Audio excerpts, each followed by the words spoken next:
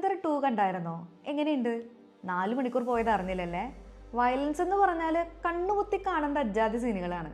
1067 കോടി gross collection, ഇരട്ടിയിലധികം ലാഭം കിട്ടണം, അതിനുള്ള പണി എടുത്തിട്ടുണ്ട്. അപ്പം ഞാൻ പറയാൻ വന്നതേ, ഒരു ഡൈമീഥൈൽ മെർക്കുറിയുടെ കാര്യം സിനിമയിൽ പറയുന്നുണ്ട്. പറഞ്ഞത് സത്യമാണെന്ന് അറിയണല്ലോ. ബാ നമുക്ക് നോക്കാം. ഡൈമീഥൈൽ മെർക്കുറി 1857 ബ്രിട്ടീഷ് കെമിസ്റ്റ് ആയിട്ടുള്ള ജോർജ് ബി ബക്ടൺ ആണ് ആദ്യമായി കണ്ടെത്തിയതും ഉണ്ടാക്കിയതും. ഇത് ഉണ്ടാക്കിയത് എങ്ങനെയാണെന്ന് വെച്ചാൽ മീഥൈൽ മെർക്കുറിയുടെ അയോഡൈഡും പൊട്ടാസ്യം സയനൈഡും കൂടി റിയാക്ട് ചെയ്യിപ്പിച്ചിട്ടാണ്.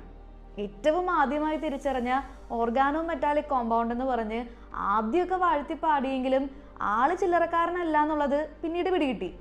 ഒരു സ്പോഞ്ചിലേക്ക് വെള്ളം എത്ര വേഗത്തിലാണോ കടക്കുന്നത് അതിലും സ്പീഡിൽ നമ്മുടെ സ്കിന്നിലൂടെ കടന്ന് ബ്ലഡ് സ്ട്രീംസ് വഴി നേരെ ബ്രെയിനിലെത്തും.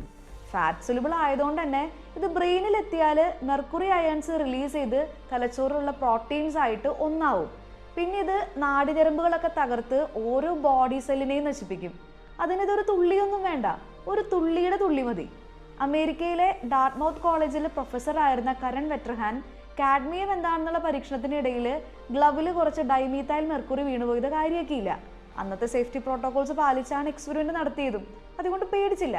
പക്ഷേ ഗ്ലൗ ലാറ്റക്സ് പോലും കടന്ന് ശരീരത്തിലെത്താൻ 15 സെക്കൻഡ് പോലും ഡൈമീഥൈൽ മെർക്കുറിക്ക് വേണ്ടെന്ന് പഠനം തെളിയിച്ചു.